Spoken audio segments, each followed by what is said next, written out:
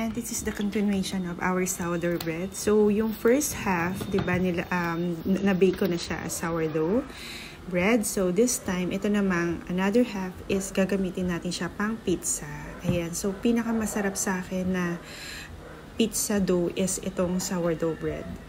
Kahit na tatlo lang yung ingredients niya, yung flour, yung bread flour, water, and yung starter is, then salt pala, is ano siya, iba yung pagka chewy niya pagka sa pizza na siya ginamit. Ayan. So, yung bali hinati ko lang din ito kasi sobrang laki siya pagka lahat is igagamitin natin. So, ayan, hinati ko siya and then nilagyan ko siya ng olive oil. Konti lang naman. Saka ko siya ni-stretch ulit and saka ko siya in-spread dito sa baking pan natin. Ayan. So, ito na siya. Ini-spread ko na siya ng ganyan. Ayan, medyo madikit siya. Kapag ganyan madikit, pwede kayo magdagdag ng flour para lang hindi sumabit dun sa pinaka-roller natin. And ito is prepare ko siya as breakfast ng mga kids ko at ng asawa kasi papasok sila. Although papasok din ako, kaya lang kasi sa office is may food naman kami. So, most of the time, yung mga piniprepare kong food is para lang talaga sa kanila. Ayan, kasi pagdating ko naman sa office is kakain lang din naman ako doon, which is free naman yun. So, eto nga, meron din ako nabiling tomato sauce, which is iba siya, kakaiba siya. Ang sarap niya sa gamitin pang pizza. Kasi normally, ang ginagamit ko dito is Del Monte, yung pang pizza sauce. Pero ito, nagtry ako ng iba kasi parang iba yung, syempre nakakain din naman ako ng pizza sa ibang restaurant, diba? Pero ito, yung tomato sauce kasi sabi ko na from Del Monte, hindi ko siya feel. Parang hindi siya talaga pang pizza.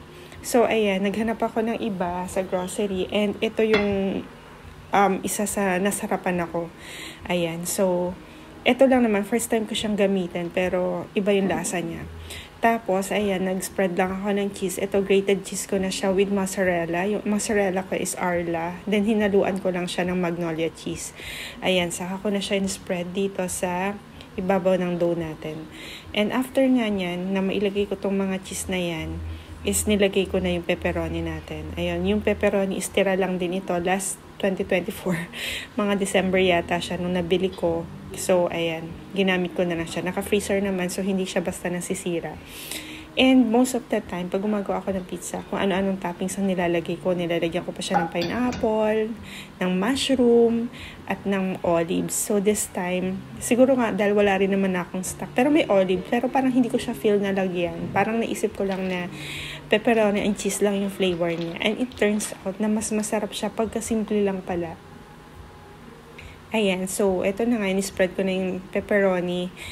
Ito guys, kahit ito lang yung naging ingredients ng pizza, masasabi ko na mas masarap siya.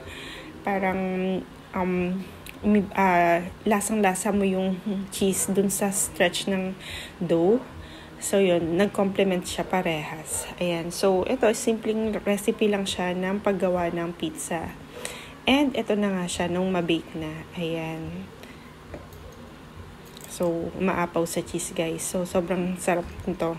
Halos wala nang matira. Sabi ko, sana umabot man lang ng merienda. Ayun. So, wala nang umabot ng merienda. And, ito na siya ng kakainin na. Thank you guys sa panonood. Don't forget to subscribe to my YouTube channel. Kung may tanong kayo, pwede nyo kaming i-PM. Same lang naman yung Facebook page ko sa YouTube channel ko. Yun lang, guys. Thank you sa panonood. Bye!